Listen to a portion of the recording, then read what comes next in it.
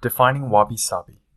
Wabi Sabi is an intuitive response to beauty that reflects the true nature of life.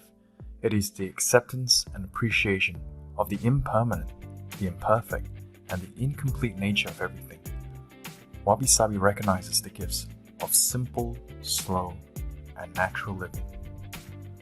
But what if we saw the world not with logic and rigidity of our minds, but rather with the feelings of the heart? Wabi Sabi starts as a piece of Japanese wisdom and becomes an invitation to relax into the beauty of life at any given moment. Once we strip away all that is unnecessary for the moment, we can then begin to discover what lies within our lives and within ourselves. The origins of Wabi Sabi begin in the value of aesthetics, through two separate words, wabi, which finds beauty in simplicity, and sabi, by the passage of time. These concepts are deeply rooted in Japanese culture and translate through meaning when combined. Everything, including life itself, is impermanent, incomplete, and imperfect. This results in the impossibility of perfection, as imperfection is, and always will be, the most natural state of things and ourselves.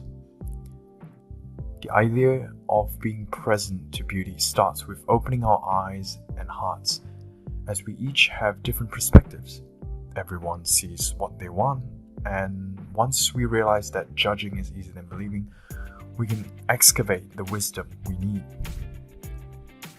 The philosophy of Wabi Sabi teaches us to be content with what we have. After all, less is more. Less stuff, more soul. Less hustle, more ease. Less chaos, more calm. Less mass consumption, more unique creation. Less complexity, more clarity.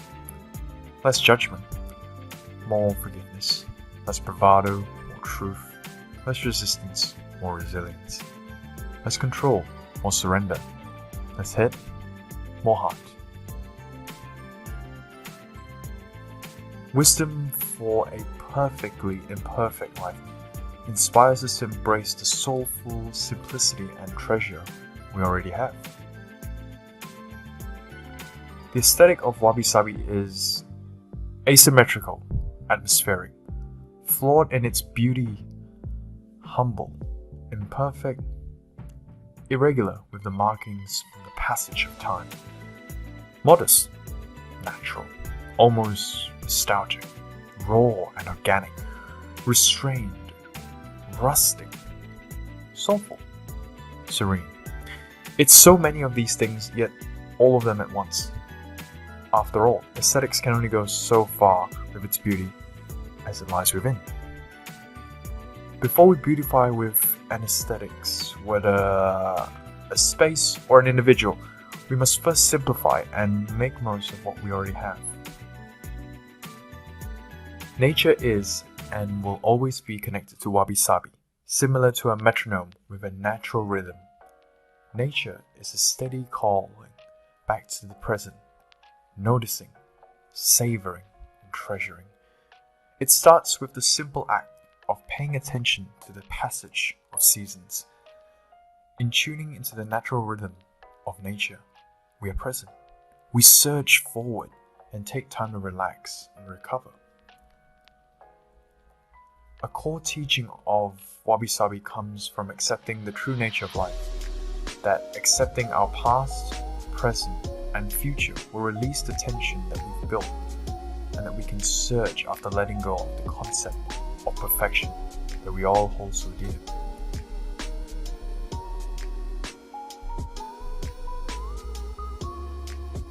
In realizing that life is suffering and everything surrounding it, we can avoid resisting. Whatever happens, let it happen.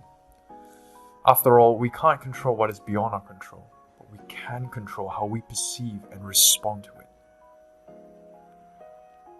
Compromise, which everyone seems to insist upon, does not apply to imperfection.